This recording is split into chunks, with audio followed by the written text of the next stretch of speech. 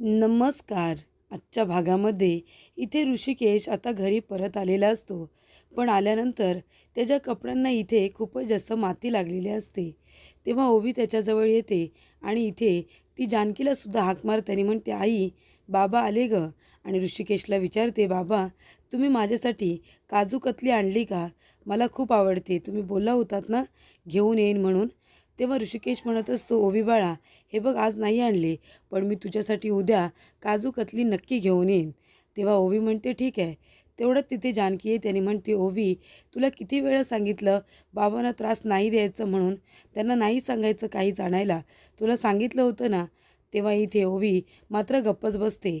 तेव्हा जानकी म्हणते, "ऋषिकेश, अहो हे काय? तुमच्या कपड्यांना इतकी माती का लागले? हे काय पूर्ण शर्ट तुमचं खराब झालं आहे आणि हे काय पॅन्टलासुद्धा लागले. तुम्ही काय झालं, पडलात का कुठे?" तेव्हा इथे जानकी म्हणत असते, "ऋषिकेश, तुम्ही नोकरी शोधायलाच गेला होतात ना, मग कपड्यांना एवढी माती कशी लागली? ओवी जा, बाबांसाठी पाणी घेऊन ये." तेव्हा इथे आता ऋषिकेश पाणी पितो आणि म्हणतो, "काही झालेलं नाही आहे, मला ठेच लागली आणि मी पडलो एवढंच." तेव्हा जानकी म्हणते, "अहो, तुम्ही पडलात म्हणताय, मग तुमचा खिसा पण फाटला आहे." हे सगळं कसं झालं? जानकी खूपच जास्त आता पॅनिक झालेली असते. ओवी म्हणते, "बाबा, मला तुम्ही काजू कतली आणू नका, पण तुम्ही असे पडू नका हां." तेव्हा इथे आता जानकी म्हणत असते, "ओवी बाळा, हा ग्लास जा घरामध्ये घेऊन जा." तेव्हा इथे ओवी ग्लास घेऊन आता आतमध्ये जाते. जानकी म्हणत असते, "ऋषिकेश, हे सगळं काय आहे? खिसा फाटला आहे, कपडे एवढे खराब झालेत. नक्की झालं आहे का मला सांगाल का?" तेव्हा ऋषिकेश म्हणतो, "जानकी, काही नाही गं. मी नोकरी शोधायला गेलो होतो आणि शोधता शोधता इकडं तिकडे चालत होतो, तेव्हा मला ठेच लागले आणि मी पडलो. बाकी काही झालेलं नाही आहे." तेव्हा जानकी म्हणते, "बरं ठीक आहे, जा तुम्ही हातपाय धुवून घ्या, मी जेवायला वाढते." तेव्हा ऋषिकेश हातपाय धुवायला जातो, पण जानकी त्याच्याकडे बघते आणि ती विचार करत असते की नक्की काय झालं असेल.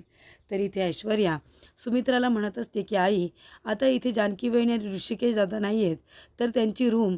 तेवढ्यातच सुमित्रा म्हणते, "हो, त्यांची रूम मी अवंतिका आणि सौमित्राला दिलेली आहे. त्या दोघांना तिथे मी शिफ्ट व्हायला सांगितले. हेच तू इथे सांगायला आली होतीस ना मला?" तेव्हा अवंतिका तिथे येते आणि म्हणते, "अगदी बरोबर, आम्ही त्या रूममध्ये शिफ्ट झालो आहे. तुला काही प्रॉब्लेम आहे का?" तेव्हा सुमित्रा म्हणते, "नाही गं, तिला काही प्रॉब्लेम असेल. तीसुद्धा तेच म्हणायला आली होती." "अवंतिका, सगळं सामान व्यवस्थित लावून झालं आहे ना?" तेव्हा इथे अवंतिका म्हणते, "हो हो, सगळं सामान अगदी व्यवस्थित लावून झालं आहे." तेव्हा इथे सुमित्रा म्हणत असते, "चल सारंग, माझ्याबरोबर यांची औषधं आणायची आहेत आणि थोडंसं सामान आणायचं आहे. मी तुला यादी करून देते, ती तेवढी घेऊन ये." तेव्हा इथे आता अवंतिका म्हणत असते, "काय ऐश्वर्या, तुला काय बोलायचं होतं गं? ती रूम तुला हवी होती का?" "अगं, आईनीच ती रूम आम्हाला घ्यायला सांगितली, ऋषिकेश दादा.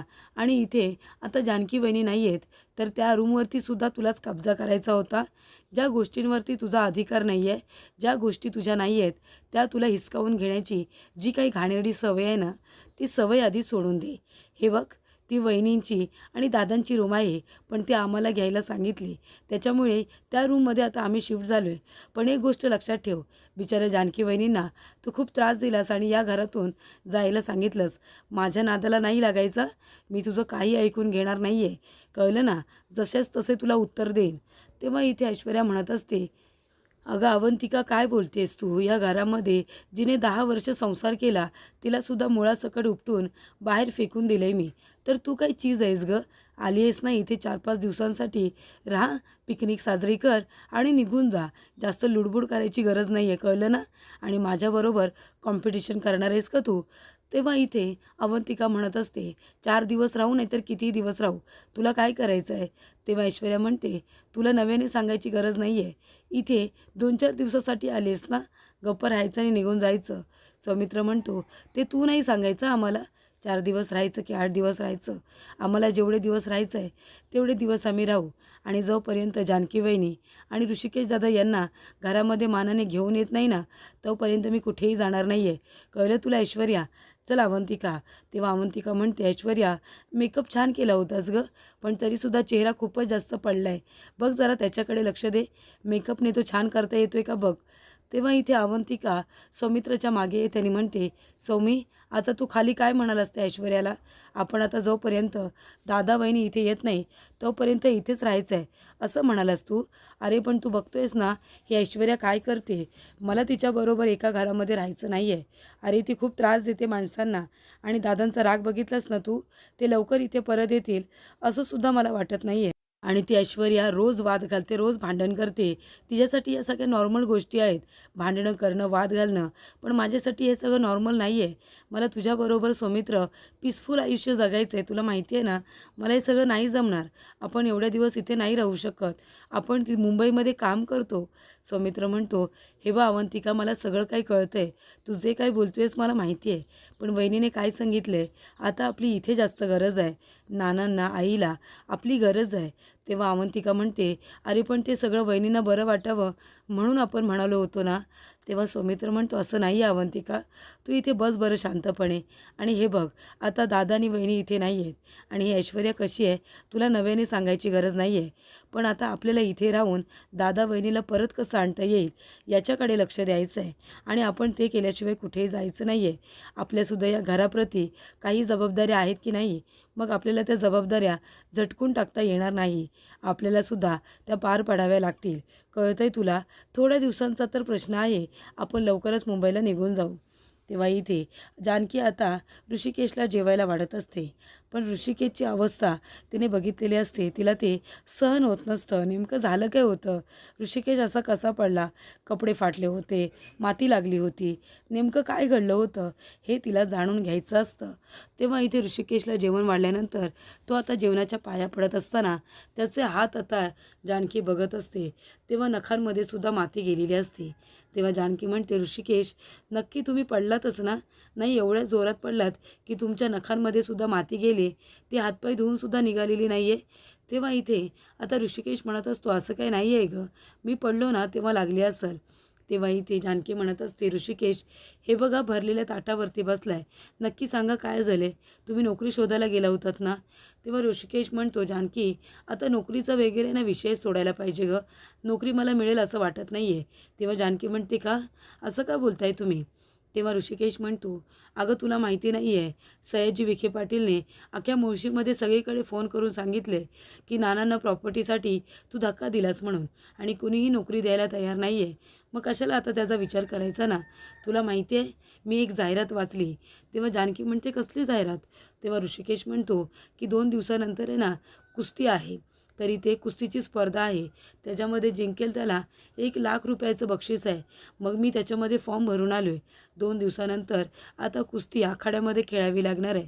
तेव्हा मी आखाड्यामध्ये गेलो होतो. माझे ओळखीचे एक उस्ताद आहेत, त्यांच्याजवळ मी 2 हात करून आलो. तेव्हा जानकी म्हणते, काय कुस्तीचा आखाडा, 2 हात, हे सगळं काय बोलताय तुम्ही? तुम्हाला हे सगळं माहिती आहे का? तेव्हा ऋषिकेश म्हणतो, अगं तुला माहिती नसेल, पण लग्नाच्या आधी मी आखाड्यामध्ये जाऊन कुस्ती खेळायचो. मला सगळं माहिती आहे. आणि म्हणूनच मी आता फॉर्म भरून आलो आहे ना. तू फक्त माझ्याबरोबर राहा, मला साथ दे. जानकी म्हणते, ऋषिकेश, तुम्हाला कळतं आहे का? अहो आता कुस्ती सोडून तुम्हाला 15 वर्ष तरी किमान झाली असतील ना. मग आता तुम्ही हे 2 हात वगैरे बोलताय, काही दुखापत झाली म्हणजे, त्रास झाला म्हणजे? तेव्हा इथे ऋषिकेश म्हणतो, हे बघ, हे सगळं मी आपल्या ओवीसाठी करतो आहे. ओवीसाठी मला हे सगळं करावंच लागेल, तू नाही म्हणू नकोस. तेव्हा जानकी आपल्या हाताने ऋषिकेशला घास भरवते आणि ऑल द बेस्ट म्हणते. तेव्हा ऋषिकेशसुद्धा आपल्या हाताने तिला घास भरवतो. त्यानंतर ऐश्वर्या म्हणते, हे काय केलं तुम्ही सारंग? खाली तुमच्या तोंडातून एक शब्दसुद्धा आला नाही. आईने सौमित्रला आणि अवंतिकाला रूम दिली. तुम्हाला बोलता आलं नाही का की आम्हाला ती रूम हवी आहे म्हणून? तेव्हा सारंग म्हणतो, असू दे ना, ती रूम आता आईने सौमित्र दादाला आणि अवंतिकाला दिली तर मी काय बोलणार होतो? आपल्या आधीच दिली होती ना. अवंतिका रूम लावूनसुद्धा तिथे आली होती. मग आता तुम्ही कशाला त्या रूमसाठी एवढा हट्ट करताय? सौमित्र आता त्या रूमसाठी कधीही हट्ट करणार नाही हे सारंगला माहिती असतं. तेव्हा ऐश्वर्या म्हणते, सारंग, सौमित्र ना बरोबर बोलला, तुमचं ना कधीच काही म्हणणं नसतं. म्हणजे कुणाचं मला काही पटलं नसेल ना तरीसुद्धा त्याचा हा शब्द मला पटला आहे. कारण तुम्ही कधी काही बोलतच नाही, नेहमी आपले गप्प बसता. मीच आपली प्रत्येक गोष्टीसाठी बोलत असते. तुमचं काही म्हणणंच नसतं का हो? म्हणजे आता रूम त्याला देऊन टाकली आहेत आणि नंतरला कंपनीतला वाटा मागेल तेव्हा कंपनीतला वाटासुद्धा त्याला द्यायला तयार व्हाल का? तेव्हा सारंग म्हणतो, हो, द्यायला तयार होईन मी.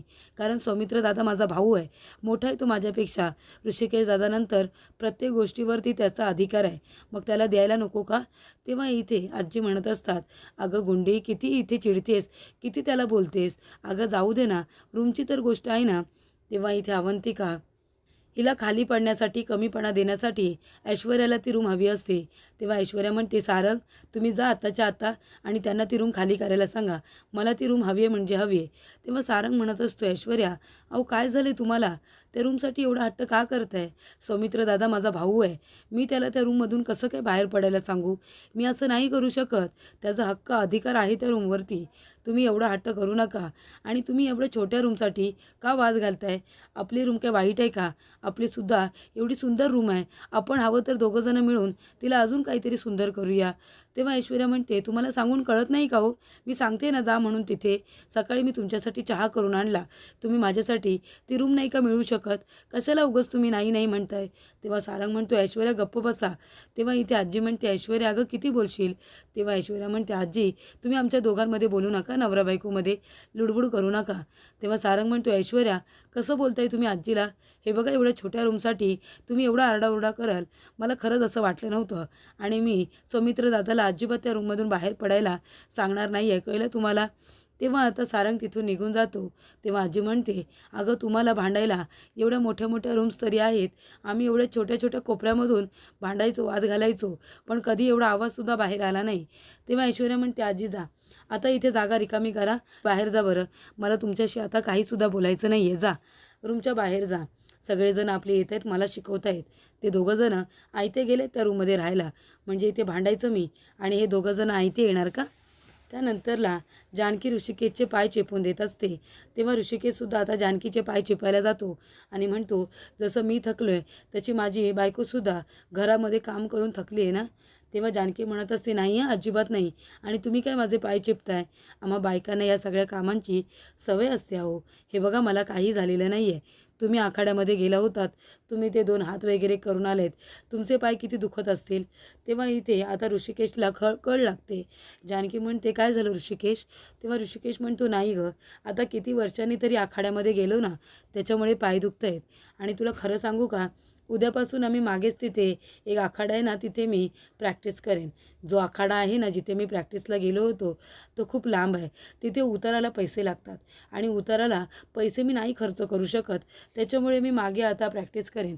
जानकी म्हणते, नाही आहे ऋषिकेश, अहो तिथे किती खडकाळ जमीन आहे, तुम्हाला दुखापत होईल. नाही नाही, उताराला पैसे गेले तरी चालतील, पण तुम्ही त्या आखाड्यामध्ये जायचं मी तुम्हाला आत्ताच सांगते. तेव्हा इथे जानकी म्हणते, ऋषिकेश खरंच हे सगळं करायची गरज आहे का? तेव्हा ऋषिकेश म्हणतो, हो, माझ्या ओवीसाठी मला हे सगळं करायचं आहे, कारण ती ज्या ड्रेसवरती बोट ठेवेल तो ड्रेस मला तिच्यासाठी खरेदी करायचा आहे. तिला काजूकतली आणायची आहे, तिला सगळं काही फटाके बार जे काही तिला हवं आहे सगळं मला तिच्यासाठी घेऊन यायचं आहे. आपल्या ओवीला कुठल्याही गोष्टीसाठी तडजोड करता कामा नये. त्यानंतरला ओवी आता उठते आणि म्हणते, आई मला झोप येत नाही आहे गं, इथे एक दिवस तरी मी नीट झोपणार आहे का? चटईवरती झोपून माझी पाठसुद्धा दुखायला लागली, मला असं झोपता येत नाही, तुला माहिती आहे ना, पंखा नाही, AC नाही, मी कशी झोपू इथे? तेव्हा जानकी म्हणते, चल तू माझ्याबरोबर, आता तुला पंखासुद्धा तिथे असेल आणि AC सारखी गार हवासुद्धा असेल. तेव्हा इथे ओवी म्हणते, आई कुठे जातोय आपण? तेव्हा जानकी म्हणते, चल तर माझ्याबरोबर, तुला अशाच ठिकाणी झोपवते ना, तिथे गेल्यानंतर तुला शांतपणे गारगार झोप लागणार आहे आणि तू म्हणशील की रोज आपण इथेच झोपूया म्हणून. तेव्हा इथे आता ओवी, जानकी आणि ऋषिकेश तिघेही आता अंगणात झोपलेले असतात. तेव्हा इथे अंगणात अंथरूण केल्यानंतर इथे ओवी म्हणते, आई आपण इथे कुठे झोपलो गं? तेव्हा जानकी म्हणते, का तुलाच AC सारखी गार हवा हवी होती ना, मग इथे लागते की नाही आता हवा? तेव्हा ओवी म्हणते, हो गं आई, मला तर खूप छान वाटते. तेव्हा जानकी म्हणते, ते बघ तुझ्या रूममध्ये जसे स्टार्स आहेत तसे इथेसुद्धा आहेत की नाही, ओरिजिनल स्टार. तेव्हा इथे जानकी म्हणते, ओवी तुला माहिती आहे का, म्हणजे इथे आता चांदोमामाची आई आहे ना, ती त्यांना म्हणत असते की ह्या चांदण्या आहेत ना, तो तिला पसारा वाटत असतो आणि म्हणते की हा पसारा सगळा केला आहे ना, तो आवर बरं, की चांदोमामा सगळा पसारा आवरतात आणि मग ठेवतात. मग मात्र 1 ते 2च इथे चांदण्या कुठेतरी आपल्याला दिसतात. तेव्हा इथे ओवी म्हणत असते, आई म्हणजे माझी आई जशी म्हणते ना तशी चांदूमामाची सुद्धा आई म्हणते का, पसारा आवर, पसारा आवर, जशी तू मला सतत पसारा आवरायला सांगत असतेस. तेव्हा इथे ऋषिकेश आता ओवीच्या बोलण्यावरती खूपच जास्त हसायला लागतो. तेव्हा इथे जानकी आता ऋषिकेशकडे वाकून बघत असते की ओवी बोलल्या बोलल्या ऋषिकेशला किती हसायला आलं, म्हणजे त्याने तिच्या बोलण्याबरोबर ॲग्री केलेलं असतं. तर पुढील भागामध्ये आपण बघूया. तेव्हा इथे जानकी म्हणत असते, ओवी तो बघ, तो आहे ध्रुवतारा, म्हणजे ध्रुव बाळाने इथे खूप तपस्या केली. तेव्हा इथे विष्णुदेवाने खुश होऊन त्यांना एक अढळ स्थान असं दिलं, तो म्हणजे आपला ध्रुवतारा. म्हणजे आपला कितीही कुणी अपमान केला, किती आपल्याला खच्चीकरण करण्याचा प्रयत्न केला, तरीसुद्धा आपण आपली जागा सोडायची नाही. आपण पेटून उठायचं आणि आपलं असं अढळ स्थान निर्माण करायचं की कुणी आपल्याला तिथून कधीच खेचून काढू शकत नाही. तेव्हा ऋषिकेश म्हणतो, जानकी अशा परिस्थितीतसुद्धा पॉझिटिव्ह कसं राहायचं ना, हे तुझ्याकडून सतत शिकत असतो मी. तेव्हा इथे तिघेही आता बाहेर झोपलेले असतात आणि शांतपणे त्यांना आता झोप लागलेली असते. तेव्हा इथे ओवी आणि ऋषिकेश झोपल्यानंतर जानकी त्यांच्या डोक्यावरून हात फिरवते आणि म्हणत असते, हे वाईट दिवससुद्धा लवकरच निघून जातील आणि चांगले दिवस आपल्या आयुष्यामध्ये लवकरच येतील.